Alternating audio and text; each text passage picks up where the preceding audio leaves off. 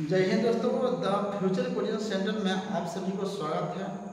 इतिहास का क्वेश्चन 151 तक पढ़ा चुके थे। अब आज हम 151 से आगे बढ़ाएंगे। देखिए यहाँ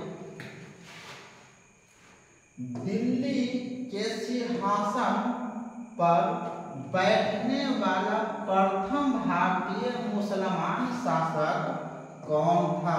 तो नासिरुद्दीन खुसरो शाह या तो खुसरो खां भी इन्हीं कहते हैं। आगे देखिए, खिलजी वंश के अंतिम शासक नासिरुद्दीन खुसरो शाह की 1320 ईस्वी में हत्या किसने की? तो गाजी मलिक गयासुद्दीन तुगलक ने, इनका नाम है गाजी मलिक और गयासुद्दीन तुगलक। खिलजी वंश का अंत कर किसने 1320 ईस्वी में तुगलक वंश की स्थापना की थी? तो गयासुद्दीन तुगलक ने।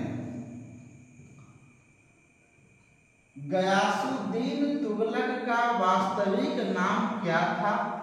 तो गाजी मलिक।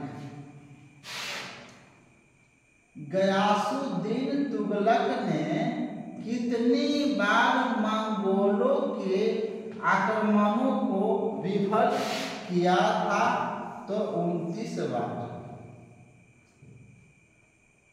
दिल्ली के सुल्तान के पद को संभालने से पहले गयासुद्दीन तुगलक कहाँ का सूबेदार था? पंजाब का। आगे देखिए, दिल्ली सल्तनत में पहली बार सिंचाई के लिए कुएं तथा नहरों का निर्माण किसने करवाया था? तो गयासुद्दीन तुगलक ने। आगे देखिए, बंगाल अभियान विजय के बाद गयासुद्दीन तुगलक ने किसे यह संदेश भेजा कि उनके दिल्ली पहुंचने से पहले वह दिल्ली छोड़ दे? तो कौन? निजामुद्दीन औलिया। दिल्ली अभी दूर है का नारा यही दिए थे निजामुद्दीन औलिया। आगे देखिए, निजामुद्दीन औलिया द्वारा दिल्ली अभी यहाँ पर देखिए, निजामुद्दीन औलिया द्वारा दिल्ली अभी दूर है यह चेतावनी किस सुल्तान को दी गई थी?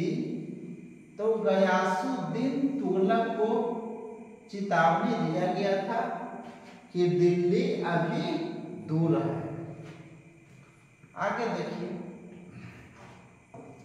दिल्ली के समीप तुगलकाबाद नगर की स्थापना और उसे राजधानी किसने बनवाया था? तो गयासुद्दीन तुगलक ने।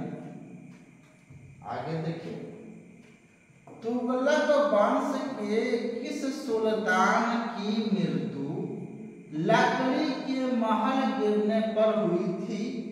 तो गयासुद्दीन तुगलक को 1325 ईस्वी में क्या लकड़ी के महल के गिर जाने से हो गया था इनका मृत्यु। आगे देखिए, गयासुद्दीन तुगलक की मृत्यु के बाद तुगलक वंश का अगला सुल्तान कौन और कब बना? तो मोहम्मद बिन तुगलक। अब मोहम्मद बिन तुगलक का ही जूना खां भी कहते हैं। मोहम्मद बिन तुगलक 1325 ईस्वी में गयासुद्दीन तुगलक के मृत्यु के बाद गद्दी पर बैठा। आगे देखिए, मोहम्मद बिन तुगलक का वास्तविक नाम क्या था? जूना खां।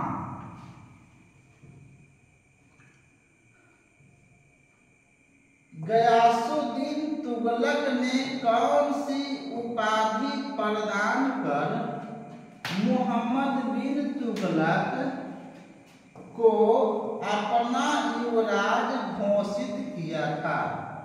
उलुग खां।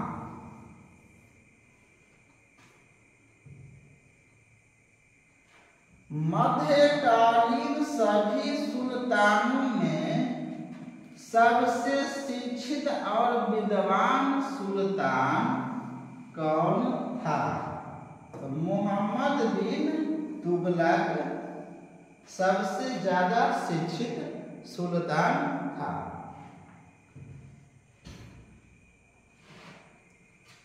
तुगलक वंश के किस सुल्तान ने देवगिरी का नाम बदलकर उसका नाम दौलताबाद रखा और 1327 में राजधानी को दिल्ली से दौलताबाद स्थानांतरित किया? तो मोहम्मद बिन तुगलक ने। आगे बढ़िए।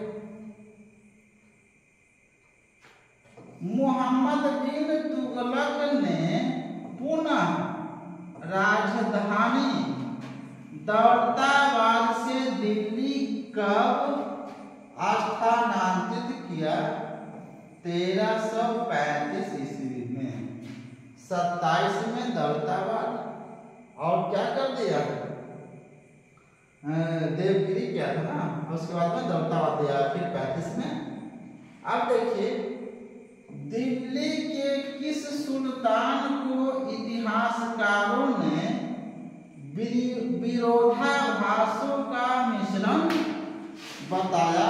मोहम्मद बिन तुगलक को इतिहासकारों ने विरोधाभासों का मिश्रण बताया था। आगे देखिए,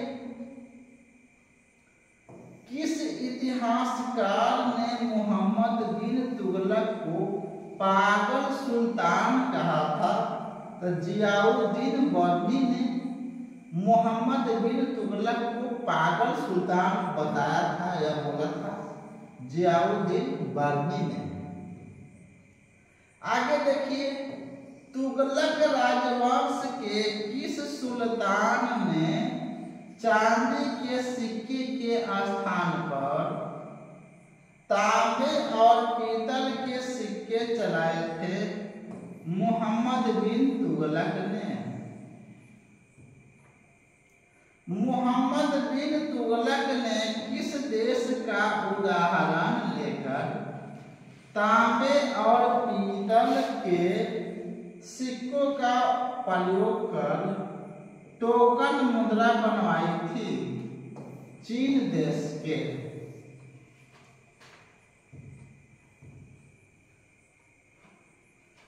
भारत में सर्वप्रथम सांकेतिक मुद्रा टोकन करेंसी का प्रचलन किसने किया था? मोहम्मद बिन तुगलक ने। मोहम्मद बिन तुगलक ने कृषि के विकास के लिए किस नए विभाग का आरंभ किया था? दीवान ए आमिर को ही।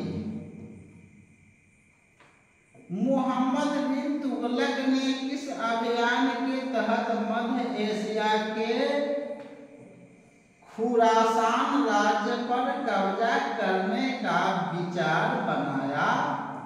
तो खुरासान अभियान। 175 देखिए, खुरासान अभियान में मोहम्मद बिन तुगलक के लगभग कितने सैनिक मारे गए? लगभग 3,70,000 सैनिक मारे गए खुरासान अभियान में। दिल्ली का ऐसा कौन सा पहला सुल्तान था जिसने होली त्योहार के सार्वजनिक उत्सव में भाग लिया मोहम्मद बिन तुगलक ने। इब्न बतूता जो कि मोरक्को का प्रसिद्ध यात्री था, किसके शासनकाल में भारत आया था? मोहम्मद बिन तुगलक के शासनकाल में। इब्न बतूता कब भारत की यात्रा पर आया था? 1333 ईस्वी में। भारतीय इतिहासकार पर आधारित पुस्तक रेहला किसने लिखा? तो इब्न बतूता ने लिखा।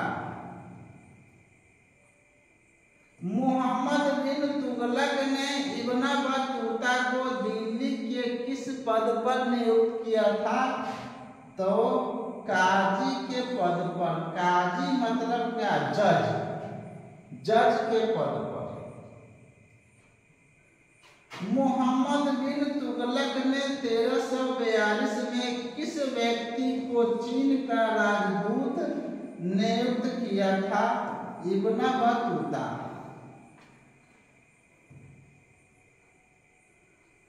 मोहम्मद बिन तुगलक की मृत्यु कब हुई थी? 20 मार्च 1951 को। किस इतिहासकार ने मोहम्मद बिन तुगलक की मृत्यु पर कहा था कि सुल्तान को अपनी प्रजा और प्रजा को सुल्तान से मुक्ति मिल गई?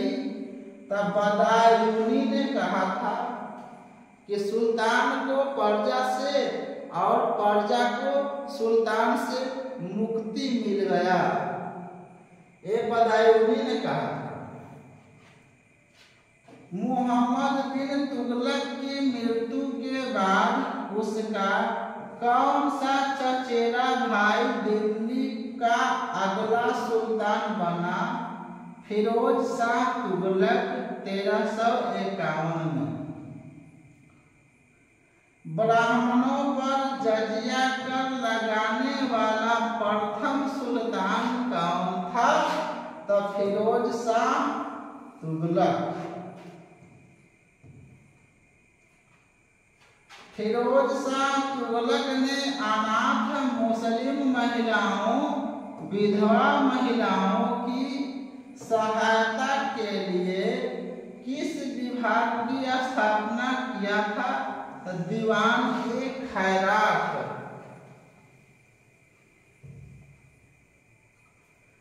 दिल्ली के किस सुल्तान ने रोजगार विभाग और एक दान विभाग स्थापना किया था? फिरोज शाह तुगलक ने।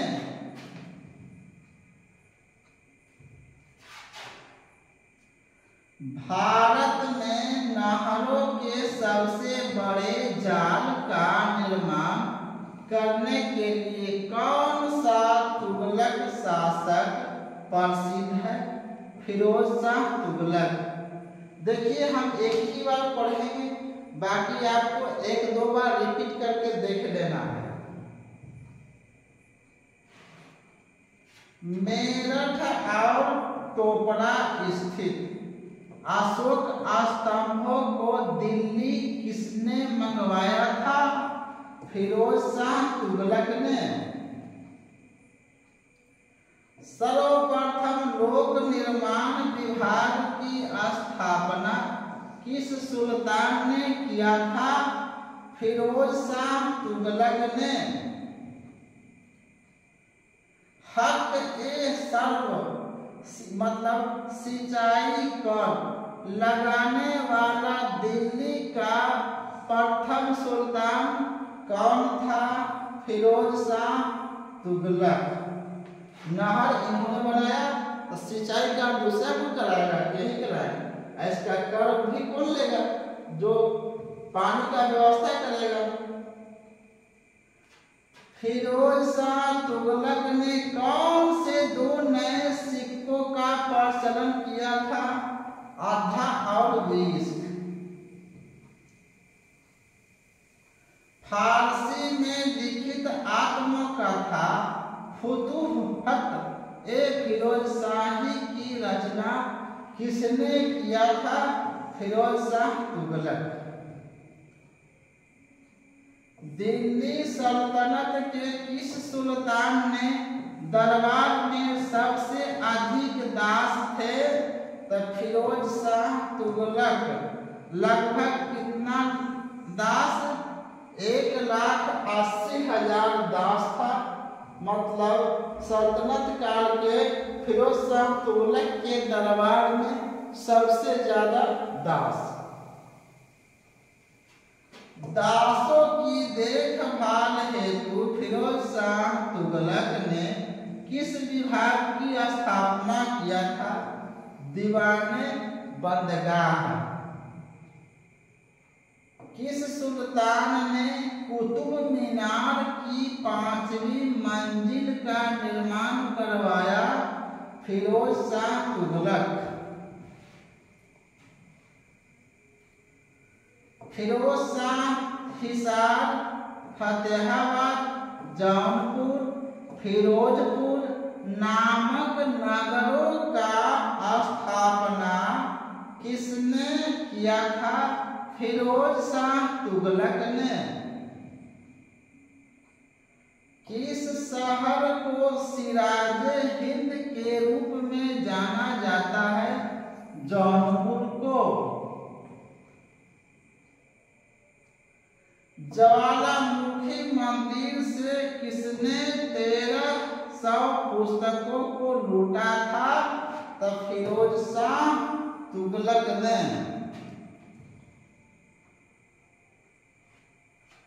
ज्वालामुखी मंदिर से लूटी गई 1300 पुस्तकों का किसने फारसी में अनुवाद किया था? तो अपाउद्दीन ने।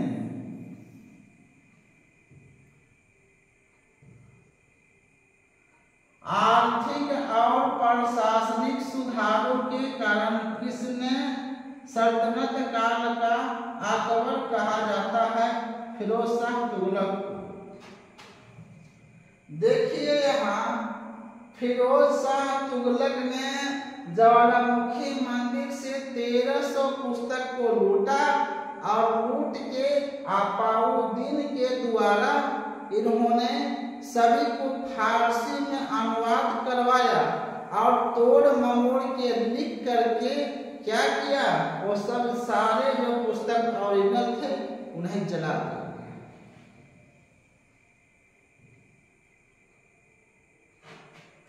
तुगलक वंश का अंतिम शासक कौन था? नासिरुद्दीन महमूद तुगलक। तैमूर लंग ने किसके शासन काल में भारत पर आक्रमण किया और दिल्ली को लूटा था? नासिरुद्दीन महमूद तुगलक के शासन काल में। तैमूर लंग ने किस वर्ष भारत पर आक्रमण किया था? 1398 में। आगे देखिए, सल्तनत काल के किस वंश के सुल्तानों ने सबसे अधिक समय तक शासन किया था? तुगलक वंश के सुल्तानों ने 1320 से 1414 तक। तैमूर लंग ने भारत से लौटते समय अपने विजित क्षेत्रों लाहौर, मुल्तान, दिल्ली आदि का प्रशासन किसको सौंप दिया? खिजर खां को सौंप दिया। तैमूर लंग और चला गया। जो भी तैमूर लंग भारत में राज्य को लूटा था और अपने राज्य चलाना शुरू किया था, वह यहाँ से जाते समय खिजर खां को गद्दी पर बैठाया और वो चला गया। आगे देखिए, खिज्र खान किसका सेनापति था? तैमूर लंग का सेनापति। सैयद वंश की स्थापना किसने किया? खिज्र खान ने 1414 ईस्वी में।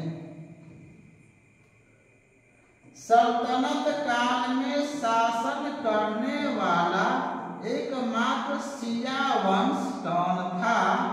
तो सैयद वंश शिया वंश के था। खिज्र खान ने सुल्तान की उपाधि धारण करने की बजाय कौन सी उपाधि धारण किया था?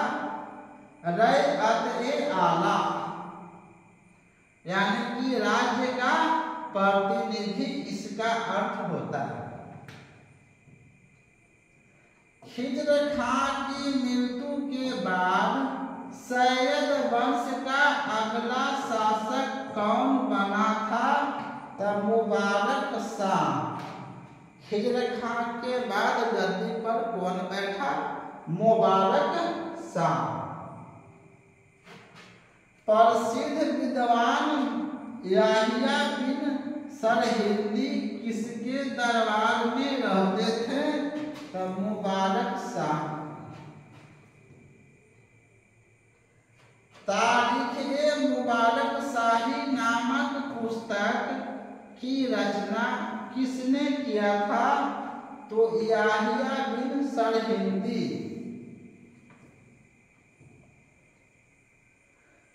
सैयद वंश का अंतिम शासक कौन था? अलाउद्दीन आलम शाह।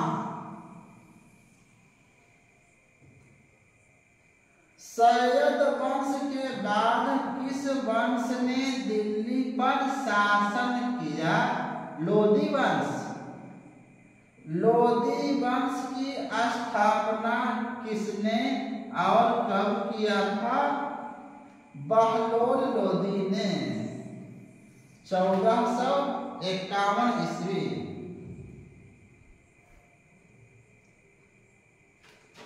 दिल्ली सल्तनत पर शासन करने वाला पहला अफगान वंश कौन सा था? तो लोदी वंश 1451 से 1526। लोदी वंश अफगानों की किस शाखा से संबंधित था? शाहुरबिल शाखा से।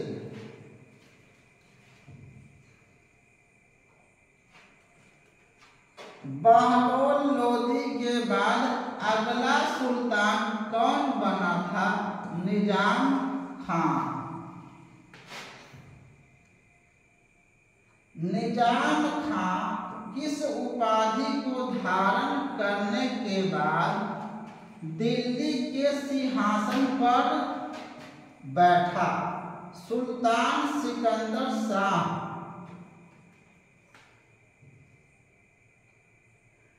आगरा शहर की स्थापना किसने और कब किया था? सिकंदर लोदी 1504 से। सिकंदर लोदी ने आगरा को कब राजधानी बनाया था? 1526 से। भूमि मापन के लिए गज-ए-सिकंदरी पैमाने को किसने चलाया था? सिकंदर लोदी ने। सिकंदर लोदी ने किस उपनाम से फारसी भाषा में कविताएं लिखी थी? गुलरुखी।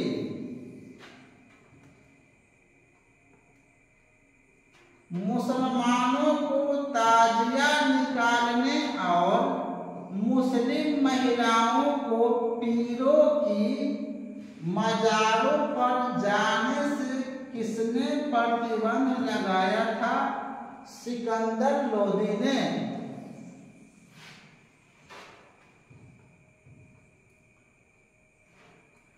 1517 ईस्वी में सिकंदर लोदी की मृत्यु के बाद लोदी वंश का अगला शासक कौन बना था? इब्राहिम लोदी। बिल्कुल एकाएक क्वेश्चन लाइन से है, जैसे इतिहास में घटना घटी है उसी तरह से है। थोड़ा अच्छा से ध्यान से देखिएगा तब समझ में आएगा।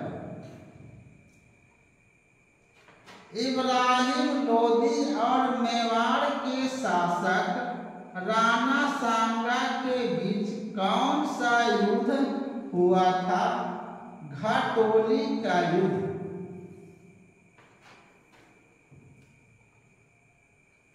घाटोली का युद्ध कब हुआ और इसमें किसकी पराजय हुई?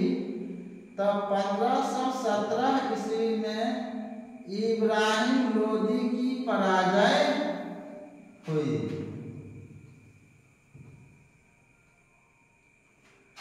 पंजाब के शासक दौलत खान लोदी और आलम खान ने भारत पर आक्रमण करने के लिए आमंत्रित किया था। किसे आमंत्रित किया था? बाबर को आमंत्रित किया था। 1526 ईस्वी में बाबर और दौलत खान और इब्राहिम लोदी के मध्य कौन सा युद्ध लड़ा गया? पानीपत का प्रथम युद्ध। इसमें बाबर विजयी होता है और इब्राहिम लोदी हार जाएगा। पानीपत के प्रथम युद्ध 1526 ईस्वी में कौन विजयी हुआ था? तो बाबर विजयी हुआ था। लोदी वंश का अंत किस युद्ध के बाद हो गया था? तो पानीपत के प्रथम विश्व युद्ध 1526 के से। सल्तनत काल में सरकारी भूमि को क्या कहते थे? खालसा भूमि कहते थे।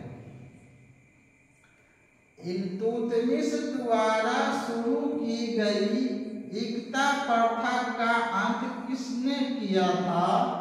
अलाउद्दीन खिलजी ने।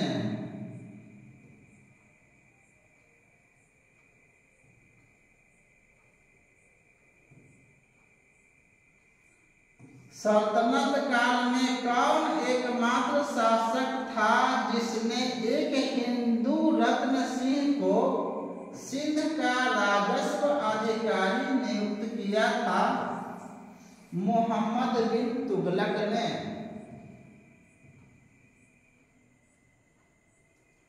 मध्यकाल में स्थापित होने वाला प्रथम हिंदू राज्य कौन सा था?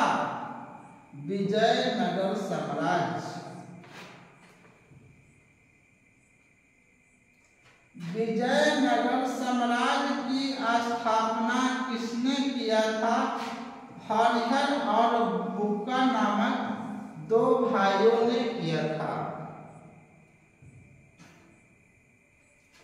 मोहम्मद बिन तुगलक के शासन काल में 1326 ईस्वी में दक्षिण में किस स्वतंत्र राज्य का उदय हुआ था? विजयनगर।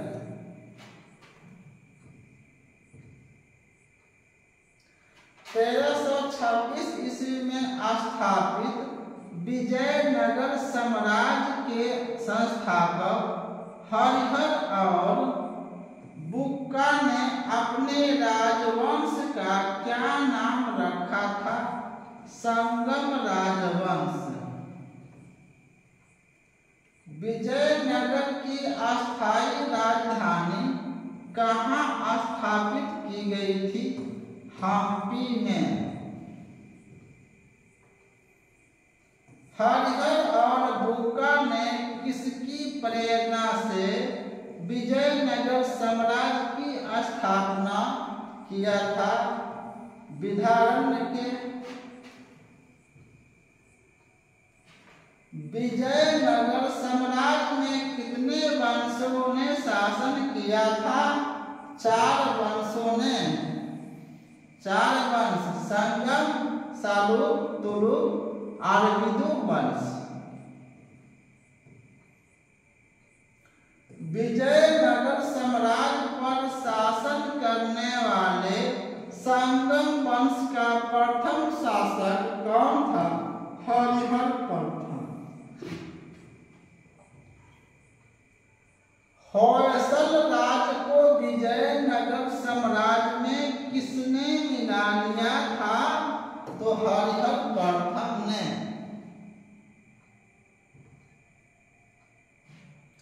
संगम वंश के किस शासक ने मुदरै को जीतकर विजयनगर साम्राज्य में मिला लिया? बुक्का प्रथम ने।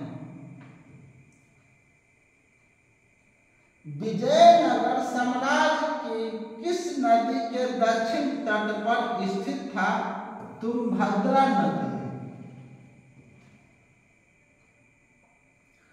वैदिक धर्म को प्रोत्साहन देने के लिए बुक्का प्रथम ने कौन सी उपाधि धारण किया था? वेद मार्ग प्रतिष्ठायन। इटली का यात्री निकोलो कांटी ने किस संगम शासक के शासनकाल में विजयनगर साम्राज्य की यात्रा की? देवराय प्रथम 1420 में यात्रा पर आया था। संगम वंश का सबसे प्रतापी राजा कौन था? देवराय द्वितीय।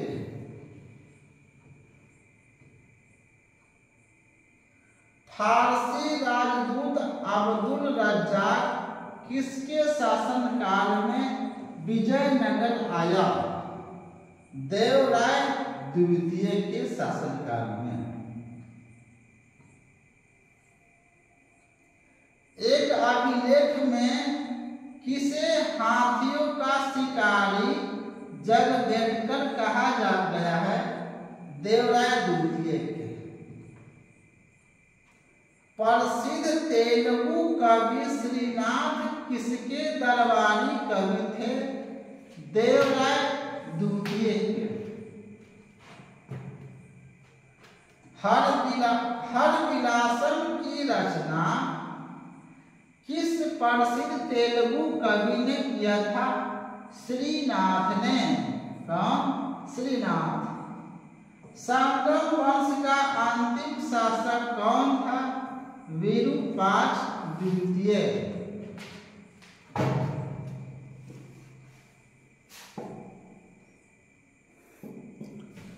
आगे देखिए, सालुक वंश की स्थापना किसने किया था? तो नरसिंह सालुक 1485 में।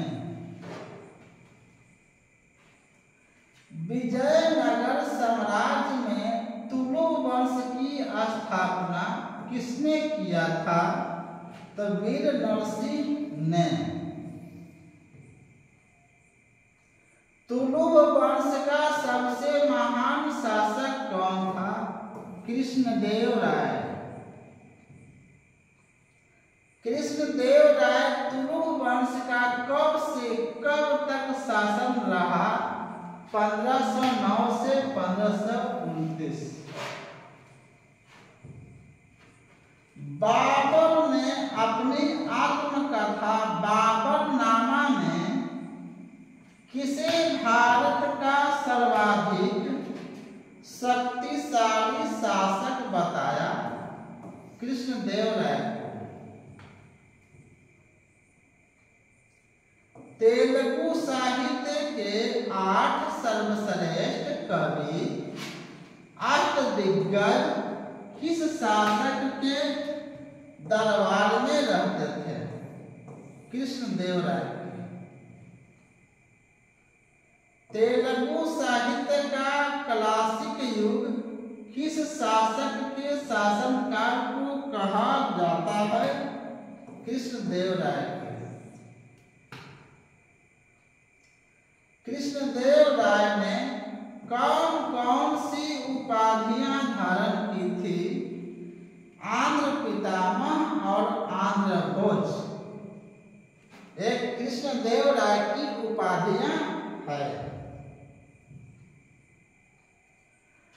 हजारा मंदिर और विठल स्वामी मंदिर का निर्माण किसने करवाया था? कृष्णदेवराय ने। पुर्तगाली यात्री डोमिंगोस पायस किसके शासनकाल में विजयनगर आया था? कृष्णदेवराय। कृष्णदेवराय का दरबारी कवि कौन था? तेनालीराम या पांडुरंग महात्म्य की रचना की। तुलुह वंश का अंतिम शासक कौन था? सदाशिवराव। विजयनगर साम्राज्य के पतन का कारण कौन सा युद्ध बना था? तालीकोटा का युद्ध 1565 में। तालीकोटा का युद्ध किसके मध्य लड़ा गया था? विजयनगर और दक्षिण के 4 राज्य के मध्य।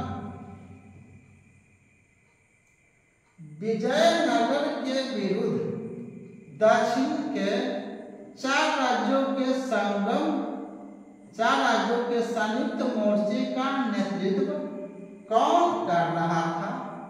अली आदिल शाह। तालीकोटा के युद्ध में विजयनगर का नेतृत्व कौन कर रहा था? राम राय ने। दक्षिण के 4 राज्य कौन से थे जिन्होंने संयुक्त रूप से विजयनगर पर आक्रमण किया था? बीजापुर, अहमदनगर, गोलकुंडा और बीदर। ये चारों राज्य मिलकर विजयनगर पर आक्रमण किए थे। विजयनगर पर तुलुह वंश के बाद किस वंश ने शासन किया? अरविंदु वंश ने। तुलुह वंश के अंतिम शासक को हटाकर किसने विजयनगर में अरविंदु वंश की स्थापना किया? तिरुमल ने। अरविंदु वंश का अंतिम शासक कौन था? राणा तृतीय।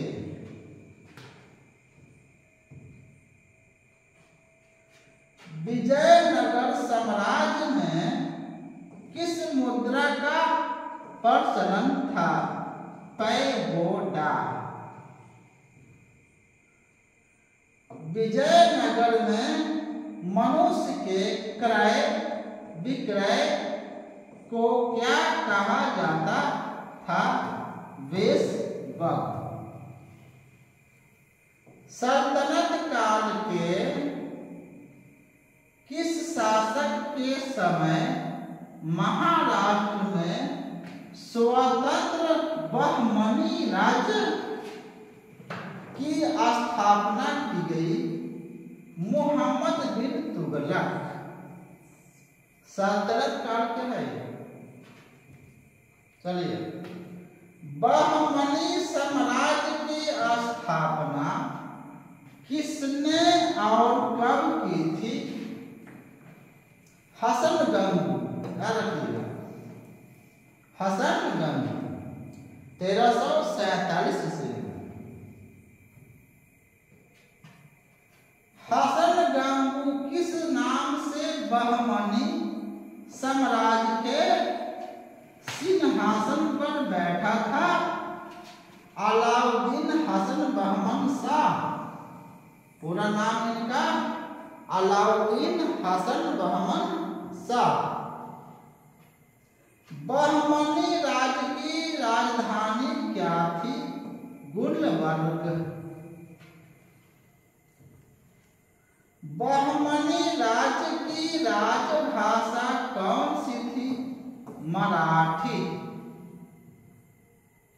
बहमनी साम्राज्य के किस शासक ने विदेशियों को अस्थायी रूप से बसने के लिए आमंत्रित किया था? ताजुद्दीन फिरोज शाह ने।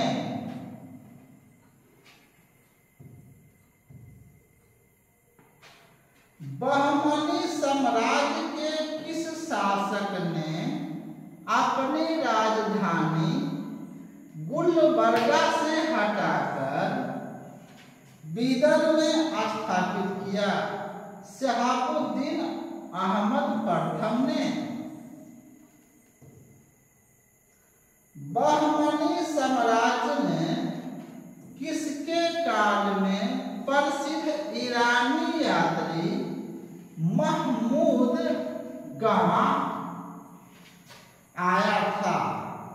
तो अलाउद्दीन अहमद शाह द्वितीय के शासन में। बहमनी के किस शासक को दक्कन का नीरो कहा जाता है? हुमायूं शाह को। मुहम्मद शाह तृतीय के समय कौन रूसी यात्री बहमनी साम्राज्य के बीदर की यात्रा पर आया था? निकितन 1470।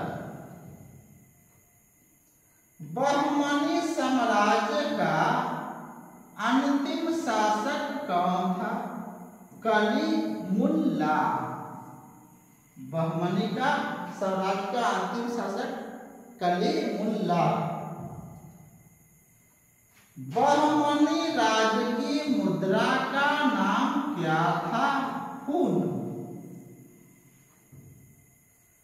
बहमनी साम्राज्य के अंतिम शासक की मृत्यु के बाद बहमनी राज्य कितने स्वतंत्र राज्यों में बट गया था? 5 राज्यों में। बरार में इमाद शाही वंश की स्थापना किसने किया था?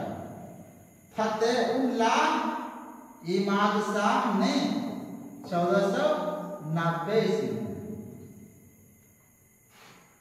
अहमदनगर में निजाम शाही वंश की स्थापना किसने किया था? मलिक अहमद 1490।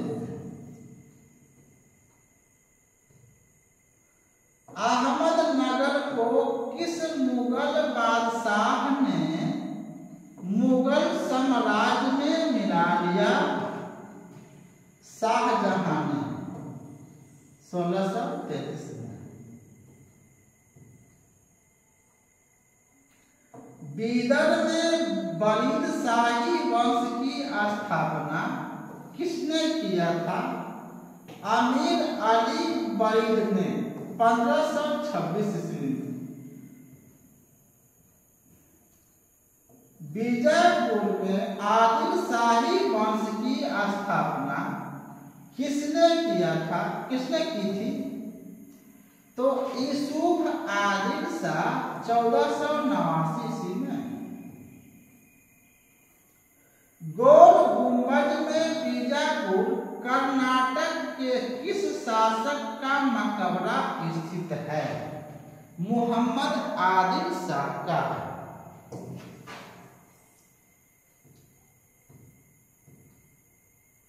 बीजापुर को किस मुगल शासक ने अपने मुगल साम्राज्य में मिला लिया? तो औरंगजेब ने 1686 ईस्वी में। गोलकुंडा में कुतुब शाही वंश की स्थापना किसने किया था या की थी? कुली कुतुब शाह ने। कुली कुतुब शाह, कुतुब शाही वंश, तो यहाँ कुली कुतुब शाह 1512 ईस्वी। विश्व प्रसिद्ध कोहिनूर हीरा कहाँ से प्राप्त हुआ था?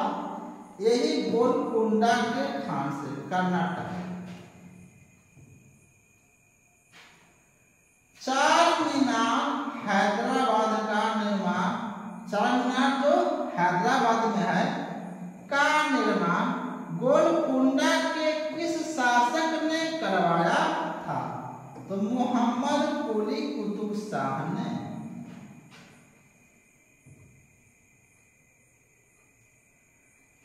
गोलकुंडा को किस मुगल शासक ने मुगल साम्राज्य में मिलाया था? औरंगजेब ने 1686। चलिए 300 तक, 150 से 300 तक यानी कि 150 क्वेश्चन हम अभी पढ़ा दिए। नेक्स्ट वीडियो मिलेंगे। जय हिंद।